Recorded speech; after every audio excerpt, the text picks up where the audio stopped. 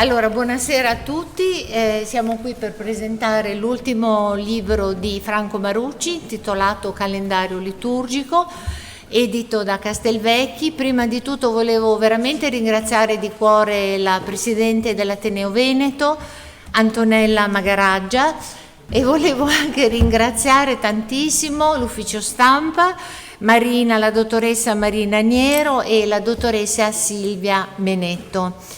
Allora, prima di introdurvi al romanzo, vi presento l'autore, per chi non lo conoscesse. Franco Marucci è un critico letterario e recentemente anche critico cinematografico.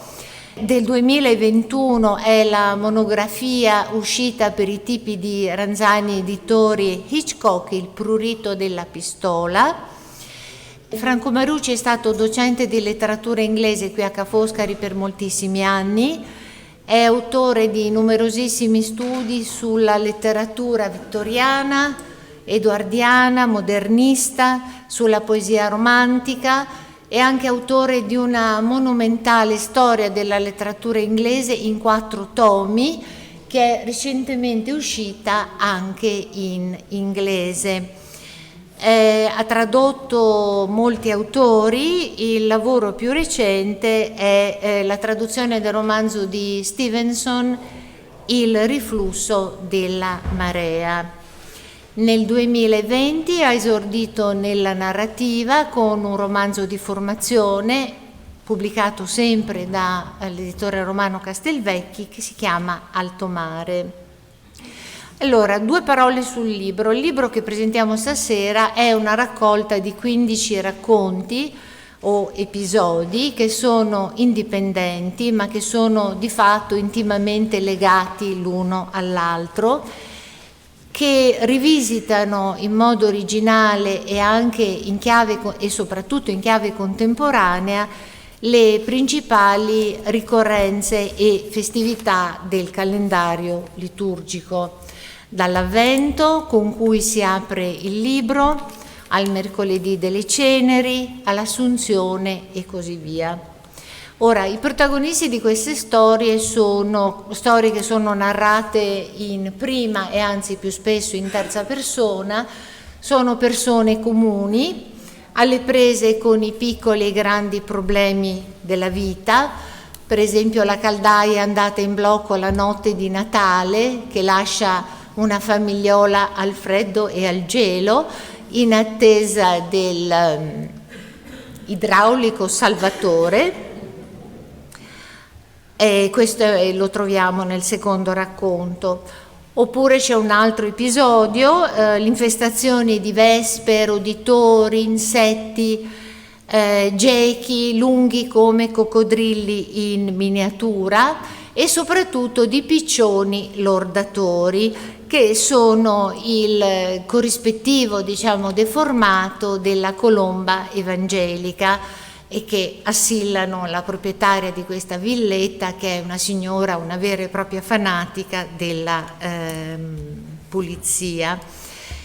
E questo è il battesimo del Signore. Oppure ce n'è un altro, protagonista è l'ipocondriaco signor Pasquale Incerti, che è afflitto da una laringite cronica e dopo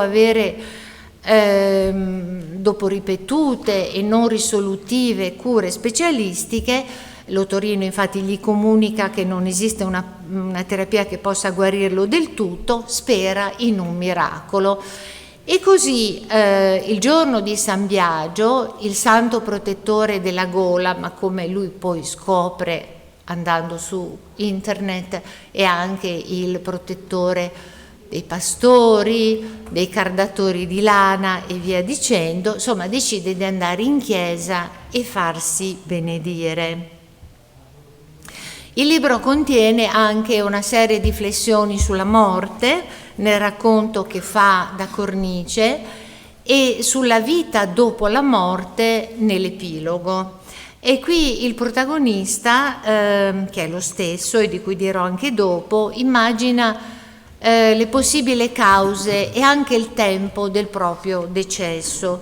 Dice morire all'improvviso per infarto, per ictus o magari per errore o per mano di un fanatico terrorista, però dice andarsene in un giorno freddo, in un giorno uggioso, giammai nel rigoglio primaverile. E soprattutto, cito di nuovo dal testo, senza gridare contro la vita come uno stato di condanna, come fa Ivan Illich nel famoso racconto di Tolstoi, La morte di Ivan Illich. Ivan Illich, che però a pochi attimi dal trapasso sente una voce sopra di lui dire è finita, e Ivan Illich ripete a se stesso è la morte che non esiste più, è finita la morte. Ora, in estrema sintesi, il tema di fondo che lega questi episodi che sono calati ora in una realtà familiare, una realtà riconoscibile in cui fa irruzione il mondo di internet, delle auto ibride, degli smartphone, oppure in un scenario surreale, in uno scenario fantastico come quello dell'aldilà. Dicevo, il tema di fondo è costituito dal modo in cui vari personaggi rivivono in modo consapevole o più spesso indifferente o ignaro la rete di corrispondenze che lega le loro vite alle ricorrenze del calendario liturgico. E più in generale il libro declina il tema della difficile sopravvivenza della dimensione sacra, della dimensione trascendente nel mondo, nella vita odierna. Nel racconto San Francesco d'Assisi la protagonista è una, come scrive l'autore, una Santa Chiara d'oggi, una ragazza piena di talento, brillante, con un futuro smagliante davanti, che però rinuncia a iscriversi alla Normale di Pisa, rinuncia al fidanzato, alla vita agiata, e annuncia ai costernatissimi genitori il proposito di entrare in convento. E questi allora iniziano un negoziato senza quartiere, sperando di far recedere la figlia da questo proposito. Cito dal testo: andarono persino da uno psichiatra per sapere se una decisione del genere poteva prestarsi a una diagnosi patologica di malattia mentale, di incapacità di intendere e volere. Ora, per quanto riguarda i registri narrativi di questa meditazione sulla spiritualità, i registri sono davvero i più diversi. C'è un registro lirico, uno realistico, parodistico, anche elegiaco, e questi vari registri sono sostenuti da una davvero fitta trama di citazioni, di allusioni a scrittori, su tutti Tolstoi, del già ricordato La morte di Ivan Illich, ma c'è anche che è un racconto struggente di veramente ineguagliabile maestria. C'è anche un riferimento a un altro racconto di Tolstoi, il padre Sergio, è la vicenda di un aristocratico che rinuncia alla sua brillante carriera militare e prende la decisione di farsi monaco. Ci sono riferimenti a poeti: John Donne, predicatore e poeta metafisico venerato dai modernisti, da T.S. Eliot in primis, Leopardi, i Leopardi delle operette morali, e in particolare c'è un riferimento al dialogo di Federico Ruisch e delle sue mummie, che è un componimento poetico sul mistero della vita e della morte. Ci sono riferimenti a filosofi: Spinoza, Kant, Heidegger, pensatori, Montaigne, pittori, Mantegna, Raffaello, musicisti, da Bach a Monteverdi, da Purcell a Luciano Berio, teologi, pensatori visionari, come per esempio il teosofo e mistico svedese Emanuel Swedenborg, che che era stato molto apprezzato soprattutto negli ambienti inglesi. A metà del Settecento viene pubblicato questo suo monumentale testo Arcania Celestia, in cui Swedenborg sosteneva di essere in contatto con gli angeli e anche con il mondo degli spiriti. Tuttavia, ed è questo uno dei tanti pregi del libro, tali rimandi colti attraversano con naturalezza e in alcuni casi ironia e paradosso i vari episodi del libro, che spesso hanno un dettato anche volutamente piano. Cioè, detto altrimenti, non c'è traccia di sfoggio accademico o di pedanteria, anche perché, dicevo, il tono che accompagna il peso di cotanta erudizione è spesso giocoso o addirittura parodistico. Un esempio per tutti è il terzo episodio, intitolato Santa Famiglia di Gesù, Maria e Giuseppe, che è ispirato a Wakefield, l'enigmatico racconto di Nathaniel Hawthorne, che sicuramente alcuni di voi conosceranno, che è stato uno degli autori più rappresentativi dell'Ottocento anglo-americano e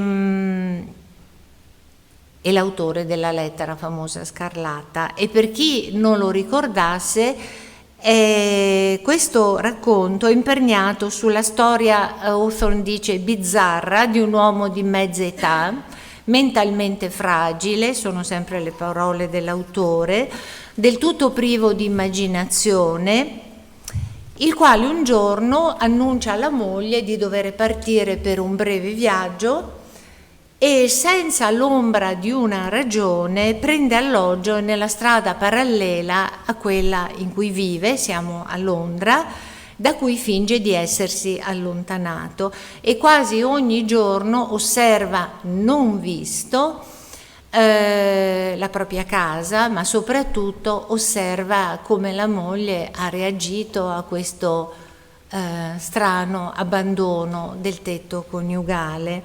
In questo, diciamo, spiare le vite degli altri e il dolore degli altri, c'è naturalmente una componente tipicamente voyeuristica, ma anche sottilmente sadica, che Hawthorne condanna.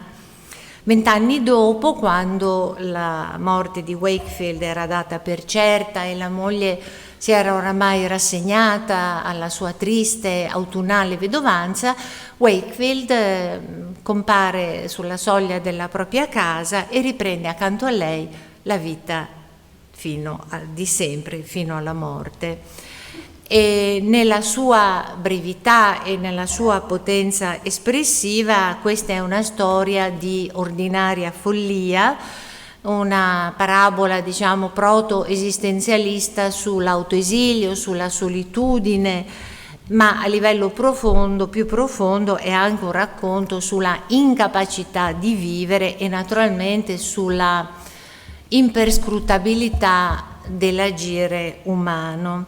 Nel racconto di Franco Marucci, che è intitolato Santa Famiglia di Gesù, Maria e Giuseppe, il protagonista è un violoncellista e musicologo dal nome paradigmatico, si chiama Sandro Fuga, chiaramente nomen omen, e insofferente del vincolo coniugale e folgorato dalla lettura del racconto di Hawthorne,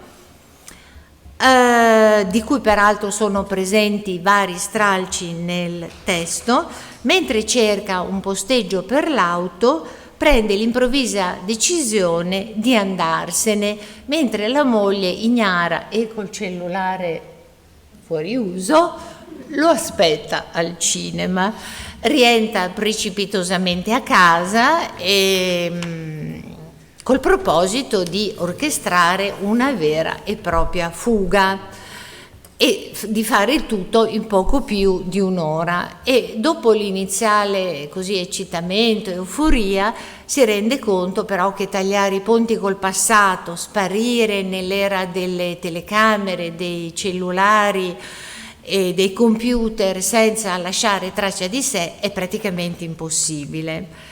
Allora, per cercare di eludere ogni controllo, contempla la possibilità, dice, ma potrei diventare un clochard o una cosa del genere. Però, appunto, passa il tempo, passano i minuti, capisce anche quanto sia difficile separarsi dai 1000 oggetti di cui sono circondate le proprie vite, dischi, libri, perfino non può separarsi dallo spazzolino da denti elettrico, e poi dice: come faccio a stipare tutto in un'unica valigia, se ne prendessi 2, insomma si tormenta in questo modo. Poi si figura addirittura il rischio tutto concreto e per niente immaginario di finire in un programma televisivo del tipo Chi l'ha visto, e alla fine c'è questo crescendo concitato, comico, angoscioso, desiste, fa un passo indietro, e il racconto si chiude con l'arrivo della moglie, apparentemente indifferente alla sua scomparsa, e col rientro di Sandro Fuga nei ranghi familiari. Un altro esempio che volevo fare dell'ultimo, della commistione dei vari registri stilistici in cui si alternano una vena seria e una vena comica, in cui sempre l'ironia interviene a stemperare questioni, è il caso di dire ultime, è il racconto di chiusura intitolato I morti, che è un chiaro omaggio al celeberrimo racconto joyciano The Dead, con cui si chiudono i racconti, che sono 15 anche questi, di gente di Dublino. Qui il narratore interno, che avevamo conosciuto nel racconto Cornice, si chiama Salvatore Mori ed è noto ai familiari come Turi, e c'è un gioco di parole, nel senso che lui è il Mori Turo. Qui è appena defunto e scrive, diciamo, in presa diretta dall'aldilà, dove il cielo è del colore è quello del beato Angelico, la temperatura è mite, la vegetazione è rigogliosa, foltissima, e il tempo non esiste più. È seduto su una panchina, in impaziente attesa del giudizio e del Signore, che, cito dal testo, magari sta consultando il suo calendario dei decessi e distratto scorre le varie lettere dell'alfabeto e trova alla lettera M il mio cognome con l'avviso dell'orario del mio arrivo. E quindi il narratore, che si direbbe l'alter ego dell'autore, si trova per incanto ringiovanito, dimagrito, con tanti capelli, si trova indosso non l'abito con cui era stato vestito da morto, né con l'abito che aveva indossato il giorno del matrimonio, ma una camicia a quadretti che era la sua divisa di quando aveva solo 18 anni. La villa elegante che gli si para davanti si chiama Villa Paradiso. L'adiacente dépendance parebbe essere il purgatorio, mentre le grida soffocate che sente udire dalla cantina lo persuadono che quello debba essere proprio l'inferno. Però in questo scenario così idilliaco, diciamo pure irenico, una ridda di tormentoni, di questioni si affollano nella mente del narratore, il quale si chiede, fra l'altro, cito sempre dal testo: cosa mai si farà in questa vita eterna? Come si passerà il tempo? Non è che a lungo andare ci sia il rischio di essere sopraffatti dalla noia, dalla monotonia, dalla solitudine? E il Signore dovrà saper parlare molte lingue, anzi tutte le lingue del mondo, per essere in grado di interrogare e giudicare tutti i defunti nel loro idioma. E dunque si chiede sempre più perplesso: ma che lingua si parla in paradiso?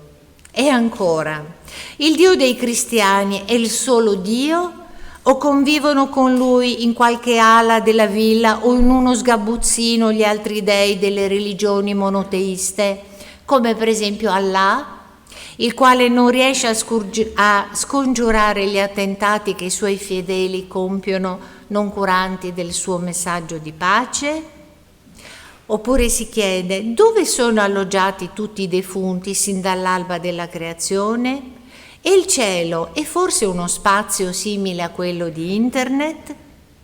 Stai facendo delle domande semplicemente ridicole, taglia corto un tipo con una gran barba brizzolata, indossa una tunica bianca e dalla cintura gli pende un grosso mazzo di chiavi.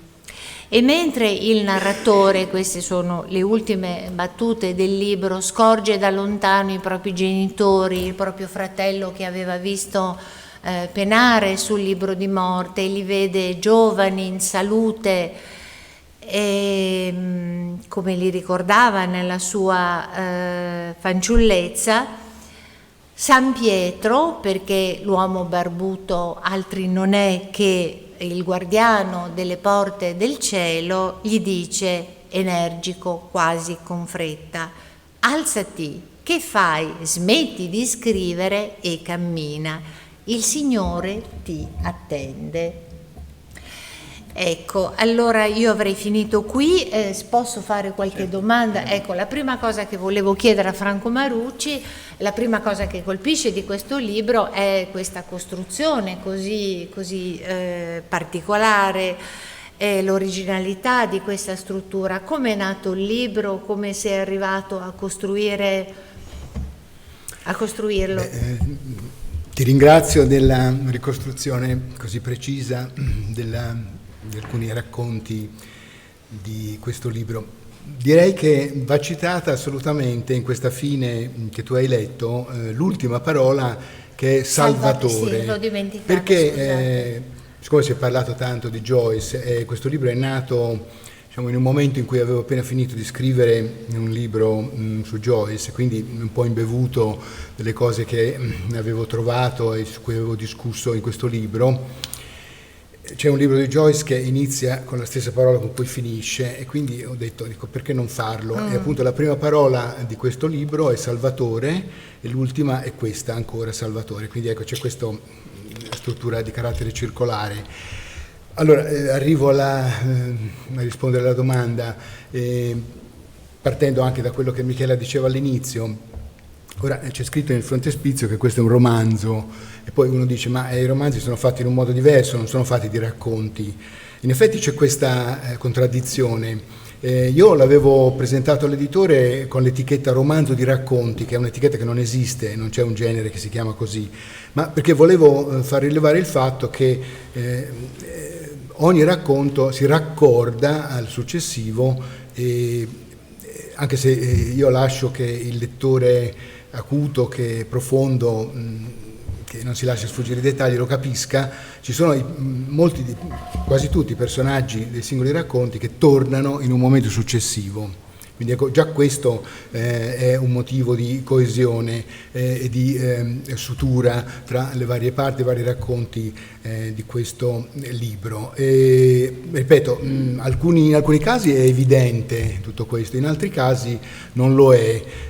Visto che si è citato poco fa l'episodio in cui parlo del personaggio che va dal medico, il quale gli suggerisce di provare con il miracolo di San Biagio. Ecco, questo personaggio, lo deve capire il lettore da sé, ricompare in seguito, perché c'è una vedova che è protagonista di un altro racconto, esattamente dell'Assunzione, che passa davanti a una chiesa e vede uscire, siamo al caldo perché ormai appunto avanti col calendario, e vede un signore tutto infagottato con una bella sciarpa addosso e con un messale in mano. È esattamente quel personaggio che agiva in quel racconto, che probabilmente, visto che il miracolo non è avvenuto, però almeno è stato spinto a ripensare la dimensione della fede e quindi è diventato un credente, anzi addirittura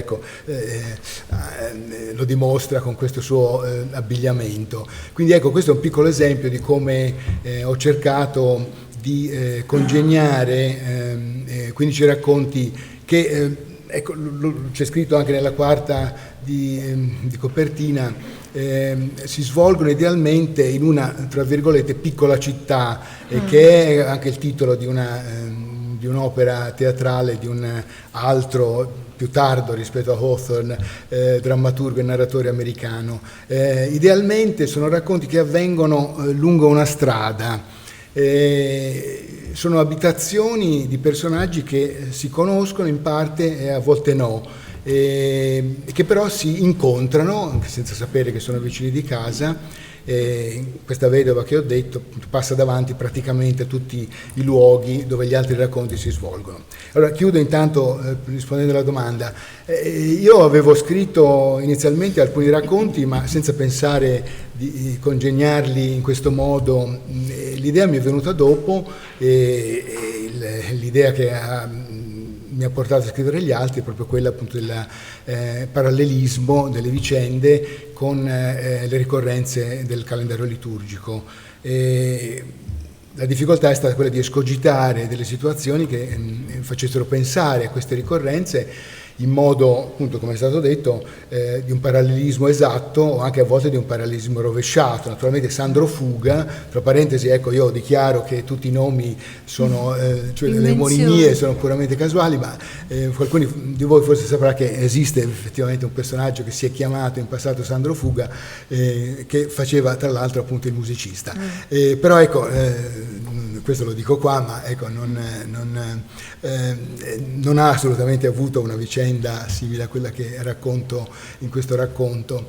Mi faceva comodo perché sono un fanatico del nomen omen, dell'onomastica. Secondo me appunto tutti i narratori cercano di dare dei nomi semantici ai loro personaggi, o se non altro allusivi.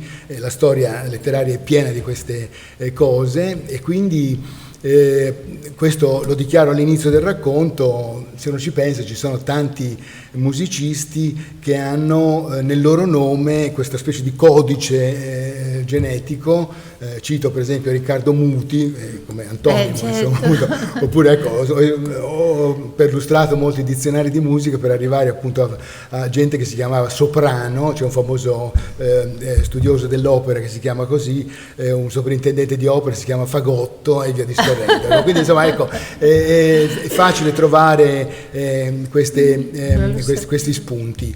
Quindi ecco, dunque, per tornare a noi, ecco, questo racconto di Sandro Fuga, il suo significato è appunto il contrasto, appunto non è la compattezza della famiglia che cerco di descrivere in questo racconto, bensì il tentativo di un personaggio di dissacrare la famiglia. Dunque ecco, l'ultimissima cosa che volevo dire, Michela ha detto tantissimo sui riferimenti che faccio a testi, autori che ho studiato e che mi piacciono e che mi hanno attirato, che sono rimasti infissi in me nel corso della carriera, e ho cercato di fare quello appunto che mi fa piacere che sia stato notato e che risulti a chi legge. Un collega che non è potuto venire stasera, a cui io parlavo tempo fa di questo romanzo, mi diceva: ma stai attento perché molte volte il critico soffoca il narratore, e appunto mi sono preoccupato che non fosse così, e sono tutti riferimenti che vengono fatti in modo spesso scherzoso, playful, appunto come si dice in inglese, e non come se appunto fossi il critico letterario che studia o discute questi autori. E il compito non è facile perché venendo dalla critica letteraria uno deve rovesciare quel rapporto che lo lega ai suoi autori, e da critico diventare autore, poi tornare critico quando è stato autore. Quindi io mi rileggo e mi sono riletto questo romanzo che è uscito mesi fa, come critico l'ho riletto e quindi ho rimproverato quell'autore che scriveva queste cose. È un rapporto abbastanza strano quello che si ha quando da critico si diventa autore, ma è una cosa che tutto sommato noi che abbiamo insegnato nella letteratura possiamo fare, che normalmente si fa. Il mondo anglosassone, soprattutto pieno, americani, inglesi, di narratori e poeti che diventano critici e professori di università, e viceversa, di professori di università che diventano autori. Molto più diffuso forse che da noi, o magari ecco, tutti noi abbiamo avuto nella nostra carriera professori, dico, nel cassetto raccolte di poesie, racconti e romanzi, non è vero? Non ho detto ci sono anche molte poesie, questo non l'ho sì, detto. Certo, sì, infatti. Quindi ecco, chiudo qua e penso che di dover passare al teologo. C'erano altre domande? Al teologo. Altre domande? No. Dopo continuiamo. Magari io posso parlare ancora? Sì. Sì. No, siccome fino adesso abbiamo parlato tanto di letteratura, ci sono anche dei riferimenti, forse voi conoscete quei meravigliosi film del regista polacco Decalogo, Kieslowski, Cristo. Sì. Voi c'è stata anche quell'influsso lì, immagino che tu l'abbia apprezzato. Assolutamente, sì, questo l'ho scritto anche pubblicamente. E sì, come ha ricordato Michela, tutti noi facciamo anche delle piccole deviazioni dalla letteratura nei territori che confinano con il letterario. A me piace molto la musica, si è visto, lo cito spesso, dettagli che fanno vedere come questi personaggi, forse ecco, non so se è un limite, ma certamente una caratteristica di questi racconti, romanzo di racconti, è che questi personaggi sono persone che leggono, che indagano, che si discutono, affrontano dei quesiti esistenziali in prima persona, degli esperti a volte anche di cose teologiche, a volte anche dicendo delle cose che non stanno né in cielo né in terra, e poi ecco anche e soprattutto ci sono dei riferimenti al cinema, tanto per dirne una, ecco, Michele ha citato un mio libro che ho dedicato a Hitchcock, sì, ne ho scritto anche un altro su Bergman, e ho sfruttato un elemento del Posto delle Fragole, immaginando che questa villa dove dico che è la sede della vita eterna, c'è un orologio ma non ha le lancette. Questo mi serve per dire che appunto non c'è la dimensione tempo, ma se qualcuno di voi si ricorda del Posto delle Fragole si ricorderà che nel sogno del protagonista appare proprio un orologio senza lancette, cioè il sogno del professore all'inizio è proprio questo, vede tra le tante cose un orologio senza lancette. Questo episodio poi c'è un parallelismo, perché quando va a trovare la mamma dallo scrigno dei ricordi di famiglia esce fuori un orologio senza lancette. Ecco, quindi ecco che ci sono riferimenti anche al cinema oltre che alla musica. Indubbiamente è una delle anche se non è un testo letterario, è uno degli esempi di adattamento di cose della Bibbia o di cose della religione in forma di trasposizione nel mondo attuale. Quindi ho fatto bene appunto a citare questo esempio. È un regista che oltre al Decalogo ha anche i 3 film. Anche per il titolo, non sono titoli impegnativi. Assolutamente, sì. No, però ecco, mancava, non ho trovato un testo, se può essere un motivo, piccolo indice di originalità, un altro testo che operi sul calendario liturgico, espressamente come ho fatto. Cerco sempre nelle cose che faccio di non dire e di non fare cose che sono state già fatte, come del resto cerco anche di farlo quando scrivo di cose letterarie. E quindi ecco, questo è un interesse che ho naturalmente, però ecco, al di là di questo volevo scrivere un lavoro, un libro che avesse qualcosa di diverso da quello che si scrive normalmente oggi o ieri o domani, quindi ecco, questo ho cercato di fare. Daniele? Bene, partiamo subito da questo riferimento, perché effettivamente è un'opera sperimentale, nel senso non solo io, già qualcun altro leggendolo ha detto Ma è un romanzo, non romanzo, è difficile definirlo perché si pone effettivamente come un libro particolare, originale nel suo genere, perché sono racconti, ma vi è stato già illustrato molto bene come siano concatenati, come i personaggi rimandino, se si è capaci, ecco, di accorgersene. Per cui un primo elemento, direi, all'autore, non c'è da preoccuparsi, perché la sottigliezza, la raffinatezza di tutti questi riferimenti vale solo per chi la sa cogliere. E vi assicuro che non è facile, nel senso che io ne ho colti moltissimi di queste risonanze, chiamiamole così, perché siamo di fronte ad un libro veramente molto curato, molto particolare. Ma torniamo pure all'autore. Se ci troviamo di fronte, come è stato ben detto anche da Michele Aliata, di fronte a un critico, a uno storico della letteratura, a un docente di letteratura inglese, adesso anche un critico cinematografico, voglio dire, capite, che ha insegnato per molti anni letteratura inglese, trovate continuamente non soltanto riferimenti alla letteratura inglese, letteratura anglo-americana, ma molti altri autori. Ad esempio questa sorta di baricentro che grava in Tolstoj è interessantissimo, perché è come se ci fosse sempre un riferimento in qualche modo di riallineamento, per cui in fondo il padre Sergej di Tolstoj, bene, ci dà un riferimento a un certo tipo di morale, vedremo poi, ma anche la sonata a Kreutzer dà un certo tipo di taglio a quella che è la morale sessuale oppure la fedeltà matrimoniale, ma anche, e qui è citato più volte, il classico La morte di Ivan Illich, perché è chiaro come per la morte, come i morti di Joyce, si parla direttamente e meno allusivamente per il tipo di letteratura, per il tipo di anni in cui ci troviamo, ecco, di questi temi.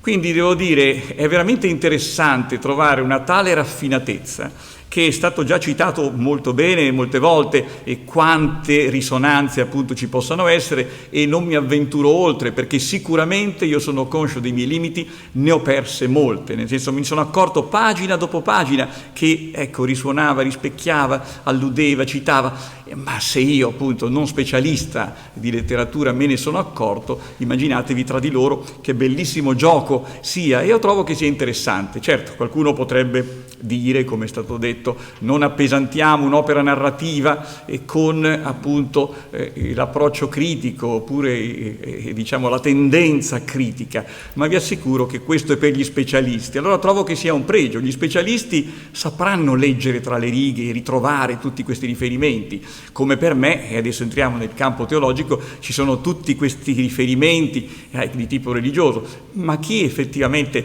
non è appunto un addetto ai lavori tranquillamente leggerà con il piacere di uno stile che è veramente apprezzabile. Allora, come spesso quando devo presentare un libro mi chiedo che cosa noi desideriamo, cerchiamo nella lettura di un libro. E io penso, almeno parlo qui del tutto personalmente, che il primo approccio debba essere un gradimento stilistico, una musicalità, un'accuratezza. E questo va molto apprezzato in Franco Marucci, perché appunto si nota, come è stato già detto, in modi diversi, in un pluralismo di stili diversi, e anche qui è sperimentale questo suo tentativo, e come però sia tutto estremamente curato e piacevole da leggere. La lettura in fondo ti trascina, non c'è bisogno appunto di cercare quello che io per deformazione personale, poi vi dirò, vado cercando, ma c'è già questa capacità di accoglierti in un mondo narrativo, quindi linguistico, che ti avvince, ti affascina. Questo è veramente già un pregio per un libro, perché un libro si fa leggere in quanto la sua lettura è bella, molto semplicemente, quindi è musicale e stilisticamente curata, però c'è di più. Noi oggi cerchiamo, almeno io cerco sempre, anche una sorta di linea guida, diciamo di suspense o di ragione del libro, no? Ragione narrativa, possiamo dire, quello che poi teologicamente è un po' il mistero. E allora qui è interessante, perché, mi permetto la digressione, vanno tanto di moda oggi le narrazioni giallistiche, perché in fondo il giallo è nella sua forma più semplice e superficiale una sorta di traino, no? Di suspense, per cui tu hai una ragione per girare pagina, per capire qualche cosa che non si conosce, ma che sei molto incuriosito a capire, a cercare di conoscere. Qui invece è chiaro che a livelli diversi la curiosità deve venire dal lettore, ovviamente, è sempre un approccio, diciamo, un po' di affinità elettive, è qualcosa che riguarda i temi religiosi. Per me l'idea di un calendario liturgico era una domanda aperta continuamente a capire quale rapporto ci potesse essere tra un calendario puramente cronologico di feste liturgiche e questa narrazione, che giustamente è stato detto alla Kieslowski, appartiene invece al nostro mondo assolutamente contingente, secolarizzato, e che parla di tutt'altro, ma che al cui interno, se esiste appunto l'idea antropologicamente liturgica, contiene il mistero, contiene la domanda, contiene ovviamente appunto tutto quello che noi possiamo, ecco, in una seconda dimensione, una dimensione appunto che si rivolge all'altro, al mondo appunto dell'aldilà, ecco, contenere. Per cui è molto bello, perché è già difficile inserire questi temi in narrativa, in racconti, in romanzi, cioè è raro. E ancora più raro è riuscire a incastrarli, capite, in modo che non, come spero di non fare io, che non diventi pedantemente una dissertazione teologica, se no avrebbe scritto un saggio, ma che diventi, come dire, l'altra faccia della realtà, che quasi bussa alla porta e cerca di emergere nelle situazioni più lontane, più estranee. Vi assicuro che io stesso in certi casi ho capito, ed è facile per tutti capire il riferimento, l'aggancio, in altri è talmente esile e talmente labile che si capisce come sia giocato del tutto metaforicamente. Però appunto c'è questo aspetto ed è giocato in una serie di concatenazioni, per cui dal primo racconto all'ultimo noi possiamo seguire un itinerario. Ma vi dicevo, questo è qualche cosa che ci accompagna, direi, attraverso una domanda che noi potremmo anche non porci, perché qualcuno potrebbe non avere la mia curiosità per che cosa sia l'atteggiamento liturgico, adesso vengo anche a dire due parole su questo, ma nonostante tutto accompagna in una sorta di spaccato. Qui siamo di fronte a un autore che io definirei iperrealista, cioè capace di dare delle descrizioni veramente minuziose, precise, che ci permettono di assistere, ecco qui l'aspetto cinematografico, registico, no? In una proiezione del reale, che non è facile assolutamente trasmettere e quindi trasferire in letteratura. Quindi qui diciamo che è molto interessante avventurarsi in questa narrazione, ma al di sotto c'è un altro aspetto che anche per me è un po' una deformazione: cercare, ma è stato detto, anche sempre l'autore, perché ogni tanto si affaccia l'autore e alla fine abbiamo anche una rivelazione sull'idea che comunque in queste pagine dietro, se non l'avete capito, c'è sempre lui, c'è sempre l'autore, sono proprio parole sue, si possono citare, dopo le leggiamo, per cui è quasi una rivelazione di quanto tutti questi personaggi siano un immenso mondo, è molto interessante, molto complesso, che è un mondo che appartiene all'autore. Quindi anche un universo letterario, un universo emotivo, un universo geografico, in cui si avventura l'autore in questi 15 episodi che fanno parte di un tutt'uno. Però vi dicevo, l'aspetto più interessante per me è appunto questo, che in qualche modo rivela il libro attraverso passaggi, ecco, a volte allusivi, a volte meno allusivi. L'esperienza liturgica che cos'è? Molto semplicemente è un'esperienza celebrativa, cioè noi siamo abituati a parlare di una nascita, di appunto esperienza molto naturale, in cui, ma ancora oggi in Oriente, viene celebrata la natura, cioè il vivere i cicli della natura, il celebrare, ecco, dalla mattina col saluto al sole, la luce, l'aria, l'energia, tutto ciò che ci nutre, che respiriamo, capite? In una forma molto molto naturale, che però ha dei passaggi, sarò molto breve, nel senso, da una dimensione panteistica si passa a una dimensione panenteistica, cioè si rintraccia al di là una forma di creatore che comprende tutto, finché arrivando alle forme teistiche o teiste, capite che si dà una conformazione, si passano millenni di cultura umana e si arriva come a un calendario liturgico, avendo in qualche modo cristallizzato quello che era un canto della natura, una partecipazione simbiotica della natura in un vero e proprio calendario che ha chiaramente un duplice effetto, e questo io direi, almeno per me che l'ho potuto leggere, una espressione, diciamo una rivelazione molto interessante in quest'opera. Cioè il rischio che quando si arrivi all'apice si è superato qualunque atteggiamento panteistico, ci sono delle feste, siamo in pieno cristianesimo, siamo nel cristianesimo cattolico, quindi chiudiamo molto la nostra angolazione culturale, religiosa e abbiamo, diciamo, una guida che potrebbe essere idealmente appunto una forma di beatificazione del tempo e invece no. Noi ci troviamo che all'apice di questo rischiamo, come vi dicevo, una forma di insensibilità, di secolarizzazione, una forma di appunto incapacità di cogliere il sacro. Allora questo limite è più volte espresso in questo libro perché notiamo come appunto ci siano dei limiti molto visibili, io direi appunto contingenti, come ho già detto, rispetto al nostro vivere quotidiano, che quasi vorrebbe cancellare, vorrebbe annullare l'aspetto del sacro e quindi l'aspetto liturgico che ne è la sua celebrazione. Quindi ci troviamo di fronte ad una vita che appunto nasconde, come vi dicevo, nelle sue pieghe queste realtà, che sono in realtà il significato più profondo dell'esistenza, ma noi dobbiamo andarlo a recuperare attraverso i racconti. È stata fatta una buona scansione di alcuni di essi, per cui non vado adesso ad analizzarli uno per uno, ma vi darò qualche esempio, in cui effettivamente noi abbiamo delle piccole rivelazioni, delle sorte, capite, di illuminazioni, in cui un mondo che ci sembra il più lontano, no, da questo tipo di atteggiamento, di riflessione, di colpo si apre perché il protagonista è capace di rivelare appunto che al di là della realtà che banalmente ci si presenta come quella di tutti i giorni, uno è ancora in grado di farsi quella domanda, di avere quel dubbio e di iniziare una ricerca. È un libro di grande ricerca. L'autore rivela nelle sue pagine quanta ricerca, al di là del suo mondo letterario, lui abbia fatto in questi anni sul versante appunto religioso, teologico, teosofico e quindi anche esoterico, ma è una ricerca che appunto al di sotto, siccome è molto presente la consapevolezza del mistero, è una ricerca che rimane sempre delusa. Questo direi che è l'aspetto più bello e interessante per me, cioè non si illude persino di fronte a San Pietro di poter in qualche modo avere in tasca le chiavi della verità. Noi siamo destinati a vivere con delle domande umane e queste domande io lo chiamo il paradosso della mente, perché la mente umana supera la mente ed è uno dei motivi per cui noi crediamo nel trascendente o ci facciamo domande sul trascendente. Il nostro cervello paradossalmente è costruito in modo da porre domande che superano la nostra capacità di risposta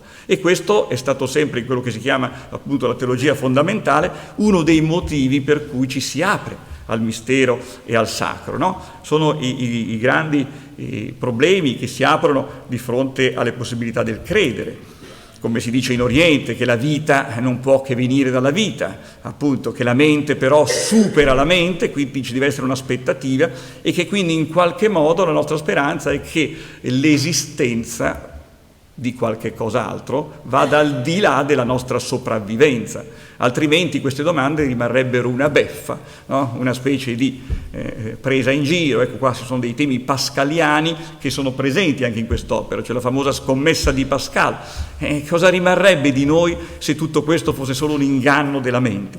Rimarrebbe nulla, però rimane comunque il mistero perché nessuno di noi, come si dice bene nell'ultimo racconto, che appunto fa da cornice, no, tra l'inizio e la fine, cosa rimarrebbe di noi? Rimarrebbe veramente soltanto una strana, paradossale capacità di comprendere ciò che è in verità incomprensibile. E quindi è molto bello perché, vi ripeto, c'è questa tensione tra ciò che noi in effetti ci sforziamo, addirittura morti come il protagonista ci racconta, di capire con la nostra mente umana, quando invece San Pietro stesso fa capire che siamo molto lontani da ogni possibilità di comprensione di ciò che ci supera. E quando potremo effettivamente comprenderlo? Quando forse, e nemmeno può essere narrato, nemmeno l'autore morto è ancora entrato nella dimensione reale della morte, quando potremo spogliarci di queste categorie, no? Di questi presupposti. E allora qui ci dovremmo spogliare della stessa narrativa, quindi è un libro che fa anche capire i limiti della narrativa stessa, ma sono i limiti dell'uomo. Teologicamente parlando sono i limiti di fare teologia, i limiti di fare appunto una di dare una spiegazione razionale di ciò che riguarda qualche cosa che ci supera. Però appunto vorrei darvi anche qualche saggio di questa capacità. Quando è stato citato il racconto Wakefield, era veramente questo un racconto paradigmatico, perché è un racconto che ci dà lo spaccato del fallimento, no? Di molti di questi personaggi che si propongono qualche cosa ma che effettivamente poi non possono realizzarlo, e che significa che non possiamo noi in qualche modo controllare né le nostre vite né, come vi dicevo, la capacità di andare oltre. Nel corso delle sue frequentazioni letterarie, un racconto di Hawthorne, Wakefield, che non aveva nulla a che vedere con la musica, l'aveva incuriosito, più propriamente folgorato, per un diverso motivo. Vi aveva rinvenuto una risposta istintiva, con sanguinità, con il protagonista eponimo, anche se l'autore aveva alla fin fine ceduto alle sorde richieste del suo pubblico, chiudendo la storia su di un lieto fine.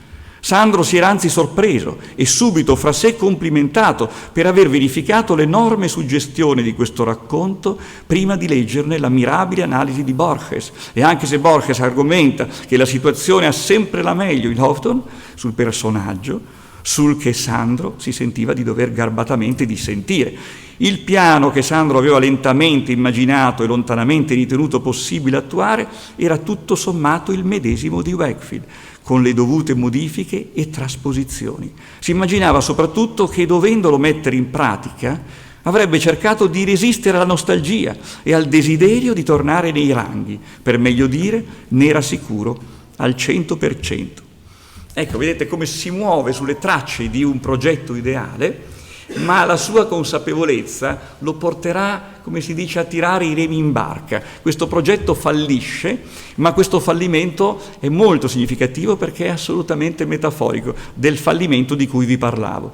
Ci sono pagine mirabili anche semplicemente per il loro stile, che sono pagine appunto del tutto sperimentali e che riguardano ad esempio un brano, io li chiamerei così, di partitura teatrale, e che si avventura in una specie appunto di flusso di coscienza. Ma che razza di cose sto dicendo? Forse un fantasma, un intruso, un ladro? Andiamo a vedere se c'è qualcuno nascosto nell'ingresso o dietro le tende o giù, se c'è qualcuno che ha suonato. Magari la donna di servizio, ma no, però al mattino viene sempre prima dell'orario che ci trova in vestaglia o anche a letto.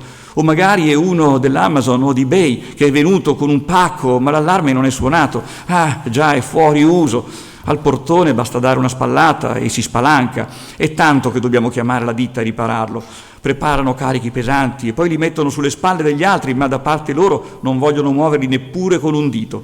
Quel che vi do da portare è un peso leggero. Che cosa ti sostiene? Hai un appoggio, l'ha detto anche Papa Francesco stasera.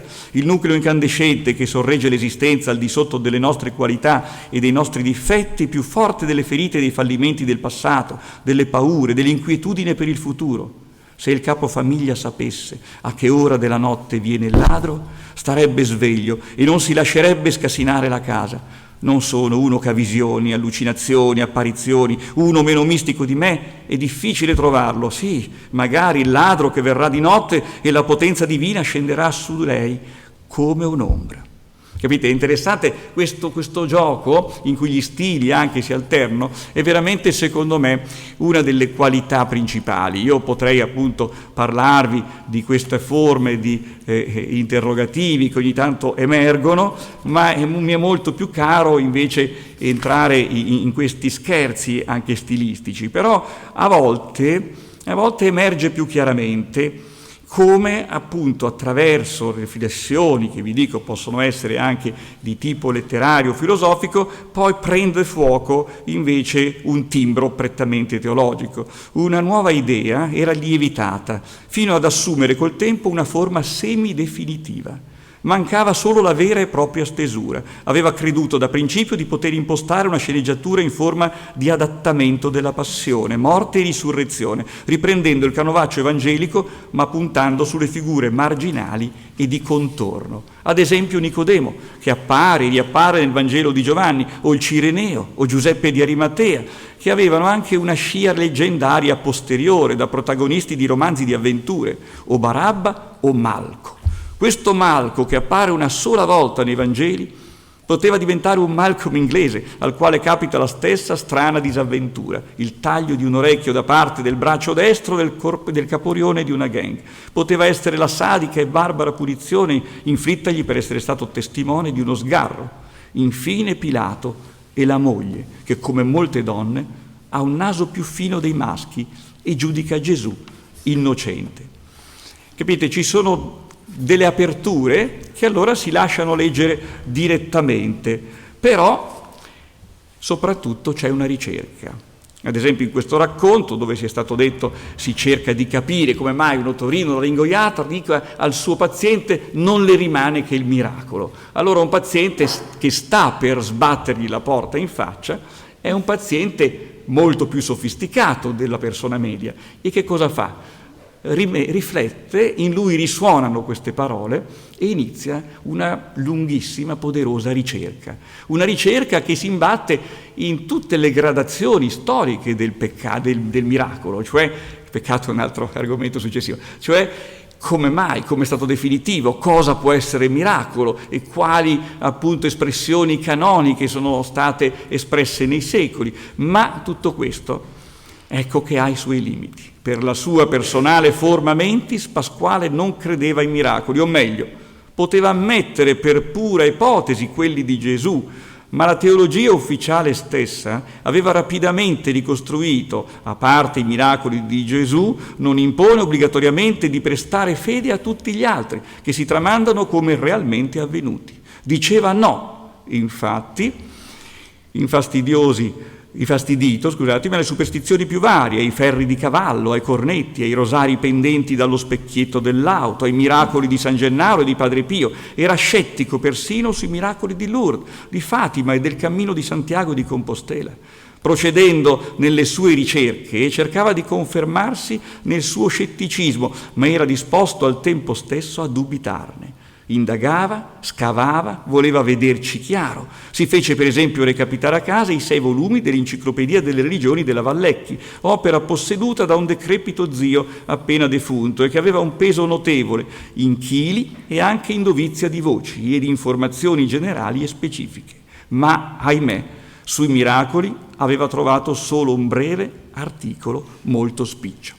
Capite? Questi sono solo piccoli esempi per farvi capire con quale perizia stilistica lui giochi, ma soprattutto in che modi continuamente allusivi e metaforici si arrivi a questo limite. Limite che però ha il pregio di far capire che anche nella situazione più triviale, ecco un capolavoro di realtà dialogali, ecco quella trasposizione in cui c'è un convito di giovani che mangiano e si abboffano, diciamo, quasi rispetto alle pietanze che vengono servite, alle scelte di menù, contrapposto allo scorrere di una celebrazione eucaristica, che appunto è il pasto sublime. Allora non voglio tediarvi oltre, ma sarebbero passaggi interessantissimi, perché questo dialogo è un dialogo ricostruito, in cui si vede come piano piano in qualche modo precipiti la realtà triviale, no, della nostra buffata, e come invece si erga in qualche modo una speranza, una salvezza, che come è stato detto e poi l'ultima è la prima parola, no? Questa salvezza. È un libro che ci parla di salvezza, che apre alla salvezza. Bisogna però saperla leggere, e direi che con garbo l'autore non ce l'ha spiattellata davanti, ha cercato di farci capire che noi non viviamo in una realtà di salvezza, ma che se vogliamo, se ne siamo capaci, se siamo capaci di trovarla in una lettura profonda di queste pagine, la salvezza esiste e quindi ci aspetta, ma in qualche modo la dobbiamo ritrovare. Per ora mi sembra.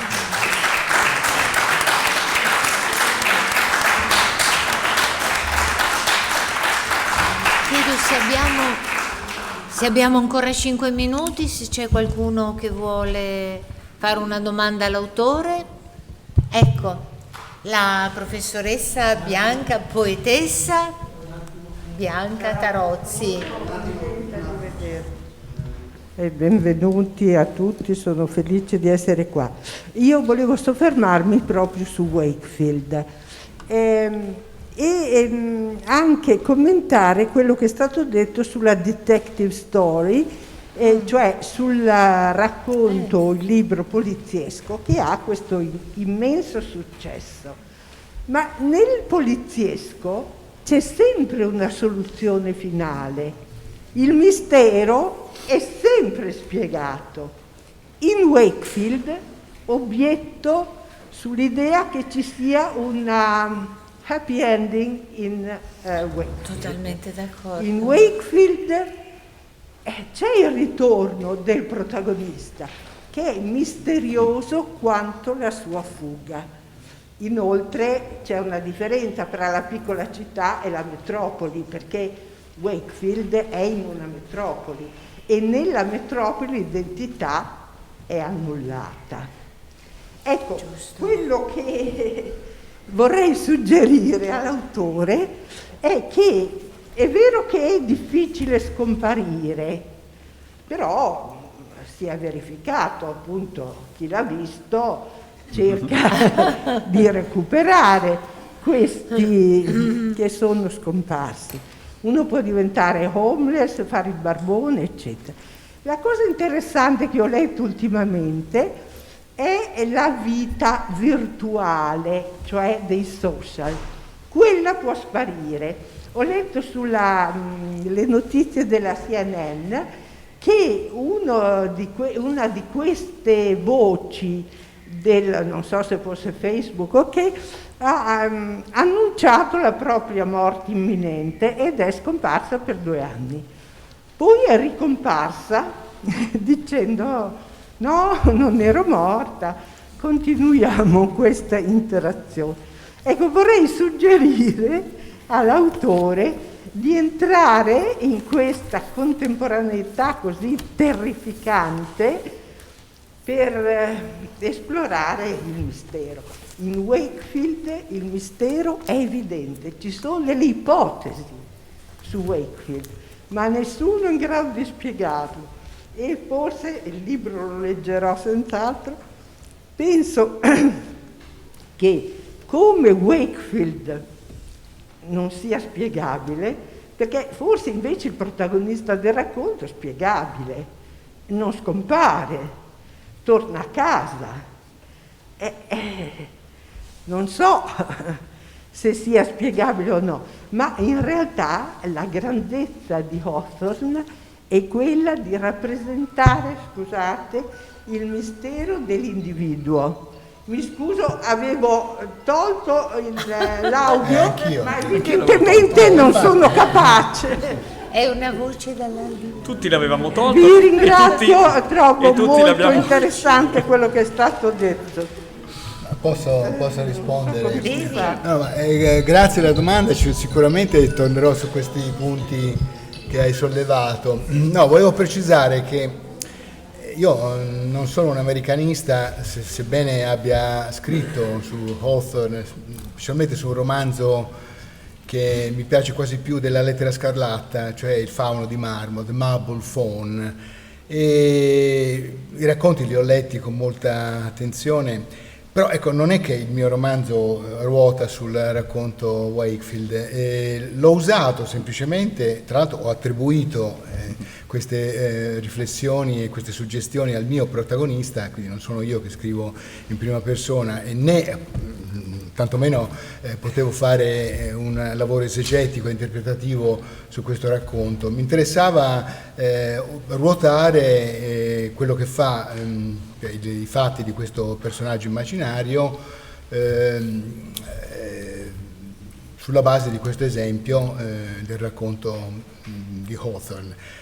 Naturalmente con tutte le cose che appunto hai detto e con un'interpretazione che può essere anche diversa da quella che ne ho dato io nel racconto, tutto qua, ecco, così come le altre riferimenti e altri testi, ce ne sono, stato detto, ce ne sono tanti, Tolstoi, Leopardi, Pascal e via discorrendo, sono tutti fatti in chiave narrativa, non si tratta di interpretazioni né definitive né nemmeno così iniziali, quindi si tratta di spunti che mi sono sembrati utili per costruire la vicenda di questi personaggi.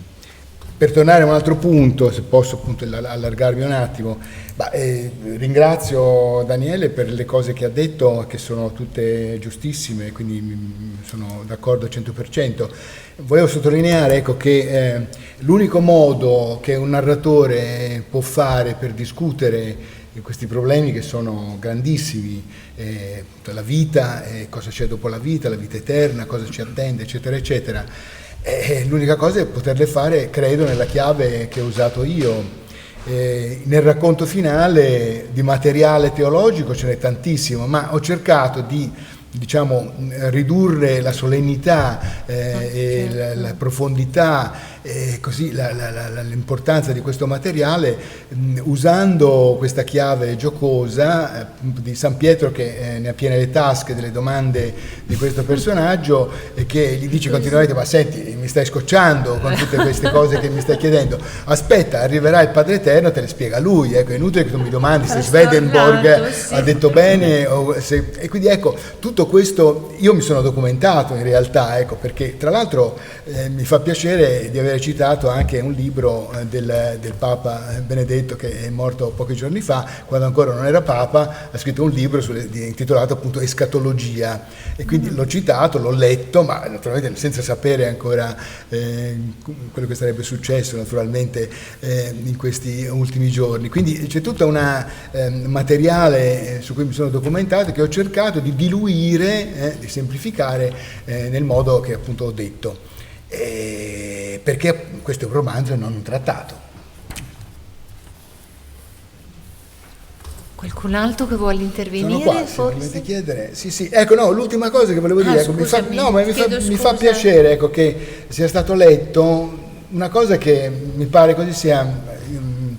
Mi critico, come ho detto, rileggendomi, dico che tante cose le avrei fatte in modo diverso, però ecco, quel monologo di questo Bruno, che è uno che è il marito un po' così, insomma, ho preso un poco di buono, no? E che dice anche cose fuori dal seminato in questo racconto natalizio, quel monologo di apertura mi è sembrato un momento interessante. Naturalmente si può dire, hai fatto una specie di Molly Bloom in formato ridotto, in 16esimo, ma non mi vergogno, sicuramente, certo c'è questa suggestione dietro, ho cercato appunto di riferirla, nel senso, nello stile, nel modo in cui questo personaggio parla, appunto, di cambiare tutti quanti i fattori, i requisiti, i marchi di quell'episodio finale di Ulysses di Joyce, e di vedere come appunto potrebbe un personaggio che si sveglia durante la notte, sente misteriosamente una frase che non capisce che cosa vuole dire, e di lì comincia a strolicare, a immaginare che cosa potrebbe essere, chi avrebbe potuto dire questa cosa che ha udito, e di lì appunto in una pagina e mezzo si chiarisce, che credo bene, il tipo di personaggio che agisce in questo racconto. Insomma, ecco, questo, come dire, perché un altro problema che mi sono proposto è quello di variare l'approccio stilistico dei singoli racconti. Quindi ci sono racconti in prima persona, uno interno che non è stato ancora citato, che è quello di un bambino che va a fare un viaggio a Roma con il padre, che appunto è in terza. Poi ce n'è un altro in prima, che è quello del mercoledì delle ceneri, in cui parla un personaggio che ha una specie di piccola conversione in virtù di un incidente che potrebbe succedergli e che invece riesce a evitare, altri ancora in forma drammatica come questo, e altri in forma più o meno ironica, parodistica, come è stato ampiamente citato. Sì, bisogna anche stare attenti a non come oggi si dice, spoilerare, che è un termine brutto per me, ma che dice a non anticipare troppo, perché questi racconti presentano tutti appunto una sorta di momento, no? Esplosivo, di cambiamento, di appunto conversione improvvisa, e questi sono momenti che hanno una loro forza in quanto improvvisi, in quanto inaspettati, ma forse così nella nostra vita può succedere che improvvisamente, e questa è l'illuminazione in senso religioso. C'è qualcun altro che vuole intervenire, forse? Sì?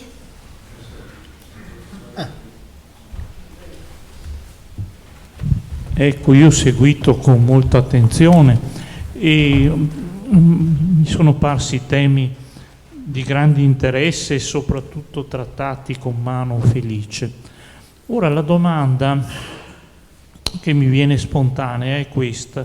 Io sono riuscito, avendo acquistato il libro qui in entrata, a leggere anche l'ultimo racconto e mi dà un po' di fiducia nel porre la domanda il fatto che le persone che sono intervenute hanno fatto riferimento in modo particolare a quest'ultimo racconto, che evidentemente è un sigillo significativo. Allora, la mia idea è che effettivamente la secolarizzazione sia lo sfondo implicito, naturalmente è una domanda che muovo all'autore, di tutto questo, cioè il quadro è proprio offerto da queste pareti divisorie che si creano nei confronti di ogni istanza trascendente, quindi è il presupposto questo mondo chiuso in realtà a questo tipo di... E l'unico modo per poter far rifiorire questi discorsi è in qualche modo un passo indietro. Cioè mi domando se questo non sia l'unico modo per trattare questi temi, cioè un modo tra favolistico, ironico e con certi aspetti anche dell'infanzia. In qualche modo questo San Pietro con il mazzo di chiavi, eccetera, questo.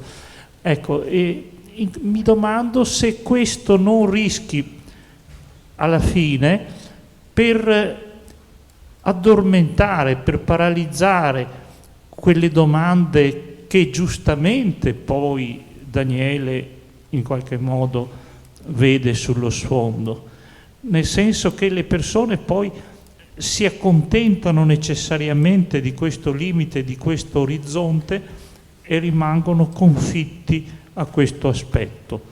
Ecco, non so se sono riuscito a spiegarmi. La domanda all'autore è questo: se lui vede in questo tentativo di dire, quindi di superare la soglia dell'ineffabilità, un vero scaturire di una domanda, diciamo in senso lato metafisica, o se questa domanda metafisica in qualche modo si spegne o si affievolisce in una specie di processo regressivo. Ecco questo. Ma se posso rispondere, se ho ben capito, io penso tutte e due le cose che lei ha detto. Cioè, è evidente che parto dal presupposto che il mondo in cui viviamo è un po' sordo, insensibile al sacro. Il libro punta a questo.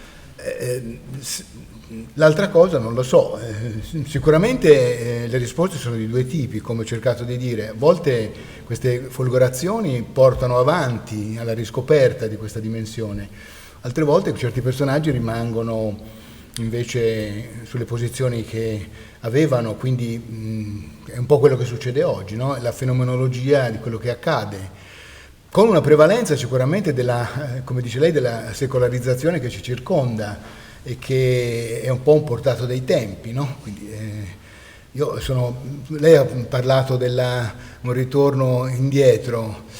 Io sono vissuto in un'epoca in cui o si era A o si era B, no? Quindi o si credeva o non si credeva. Oggi viviamo in una dimensione abbastanza ambigua, per cui tutti credono sostanzialmente. Non so se... io vedo calare le persone che si definiscono atee, no?